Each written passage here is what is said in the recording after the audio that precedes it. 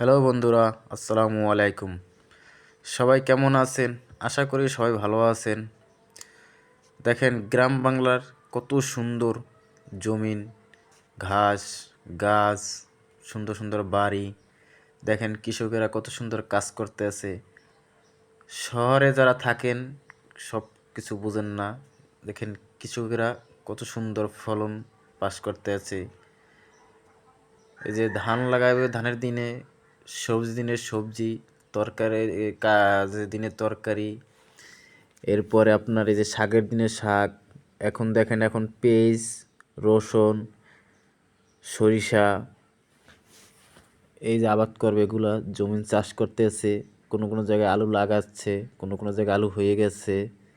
দেখেন কৃষকরা কত পরিশ্রম করে, কিন্তু যারা শহরে থাকে তারা বোঝে না এইসব জিনিসগুলো।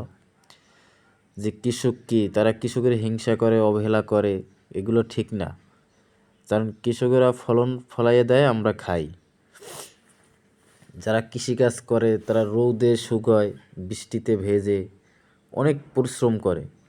অনেক পরিশ্রম করার পরে তারা জমিনে ফলন আবাদ করে। দেখেন কত সুন্দর কৃষকেরা কাজ করতেছে, জমিন চাষ দিচ্ছে।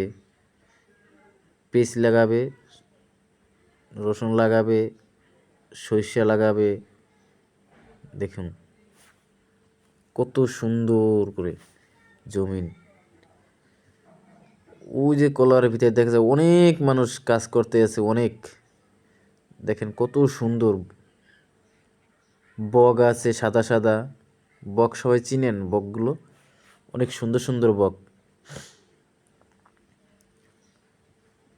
দেখেন কৃষকেরা কত সুন্দর কাজ করতে আছে, সুন্দরই লাগে। সেই একটি জায়গা, অনেক সুন্দর লাগে।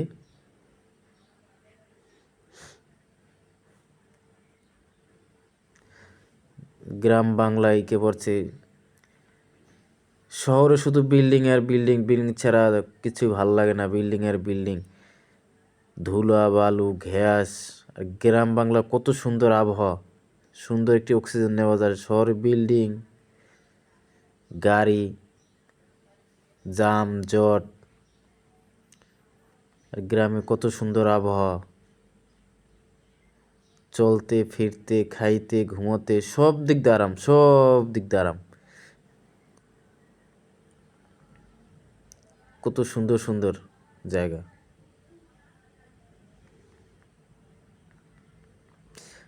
যার বাড়ি পুষ্করিণী আছে, পুষ্করিণীতে মাছ আছে, নিজের হাতের মাছ ধরে খায়।